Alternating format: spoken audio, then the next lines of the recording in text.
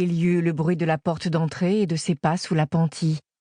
Elle chercha à tâtons son portable sur la table de chevet et appuya sur une touche. Il était 7h10. Mais elle attendit que la porte de la porcherie claque derrière lui avant de bondir hors de la couette dans la chambre glaciale, d'attraper ses vêtements et de se rendre dans la salle de bain pour s'habiller. Tout comme lui, elle marcha à pas feutrés, mais rapides comme l'éclair et non de son allure d'homme âgé. Dans la salle de bain, elle sentit de vagues relents de son odeur. La pièce était froide. La seule chaleur provenait d'un petit radiateur rayonnant tout rouillé, fixé au mur au-dessus du miroir. Elle examina son visage tout en se lavant les mains. Elle n'avait pas le courage de prendre une douche. Elle attendrait d'être de retour chez elle, où elle n'aurait pas à se tenir debout dans une baignoire glissante, les yeux fixés sur les carreaux de formica aux joints gonflés d'humidité, pour ensuite se sécher avec une serviette que l'usure avait rendue transparente. Ce soir, elle serait dans sa bonne vieille salle d'eau, avec cabine de douche et sol chauffé.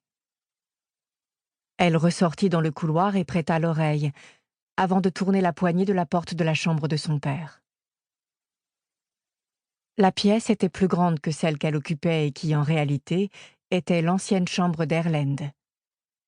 Elle alluma le plafonnier. Il ne s'en apercevrait pas. La fenêtre ne donnait pas sur la cour, mais sur le fjord, comme la sienne. Des murs peints en vert clair des décennies plus tôt. Le plancher avait jadis été gris, mais la peinture avait complètement disparu devant la porte et à côté du lit, là où ses pieds, à force de se poser au lever et au coucher, avaient fait apparaître une demi-lune de bois brut. Les vitres étaient couvertes de fleurs de givre, d'un blanc éclatant sur fond de matin hivernal, formant des cercles et des motifs bien découpés. Seules les fleurs de givre étaient belles dans cette chambre. Aucun cadre. Un lit, une table de chevet, un tapis en lirette, un buffet adossé à l'un des murs. Elle s'en approcha et ouvrit les portes, vides. Ce n'était qu'un simple meuble contre un mur. Mais le tiroir du haut contenait quelques napperons au crochet, empilés les uns sur les autres, aux motifs absolument identiques, mais de couleurs différentes, en coton brillant. Elle commença à avoir froid. Sans doute n'avait-il refermé la fenêtre qu'en se levant. Sous la couette relevée, le drap était sale, surtout au niveau des pieds, avec de petites peluches de laine çà et là. Peut-être gardait-il ses chaussettes pour dormir. Que faisait-elle ici, au fond? Ce n'était pas là qu'elle apprendrait à le connaître. C'était sa pièce de repos, dans laquelle il n'était personne. On n'est personne quand on se repose ou que l'on dort. Mais combien de soirs avait-il dû s'allonger là, à scruter l'obscurité et à réfléchir? Avait-il pensé à elle? Lui avait-elle manqué?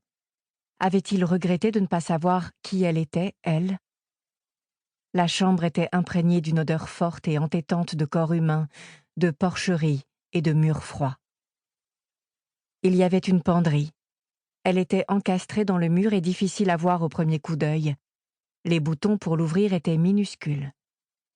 Quelques chemises de flanelle aux cols et manchettes effilochées, un pantalon tout au fond, une étagère de chaussettes et de caleçons, pas plus de 3 ou 4 de chaque, une cravate enveloppée sous plastique. Elle la souleva et remarqua une carte de Noël jaunie, reçue des abattoirs Eitzmo. Elle la reposa soigneusement à la même place. Elle s'arrêta pour écouter, mais il ne revenait évidemment pas. Pourquoi serait-il revenu? Il était bien trop occupé à la porcherie, tandis qu'elle parcourait sa chambre sans savoir ce qu'elle cherchait. À chacun de ses regards, elle sentait la tristesse l'envahir, la désolation. Chez elle, elle avait un lit d'1,20 m, surmonté d'un épais matelas. Son père en avait un dont la largeur ne dépassait guère 80 centimètres, et il couchait sur de la mousse. Il y avait un grand creux au milieu, là où le drap était tout plissé. La tête et le pied du lit étaient en teck brillant. Une zone plus claire à la tête du lit indiquait qu'il avait l'habitude de s'y appuyer depuis des années avant d'éteindre la lampe de chevet. Et aujourd'hui, elle allait partir, à 500 kilomètres de tout cela, alors que dès le soir... Pour continuer à écouter ce livre audio gratuitement, cliquez sur le lien dans la description et vous pourrez l'écouter en entier sans frais grâce à l'essai de 30 jours d'Audible.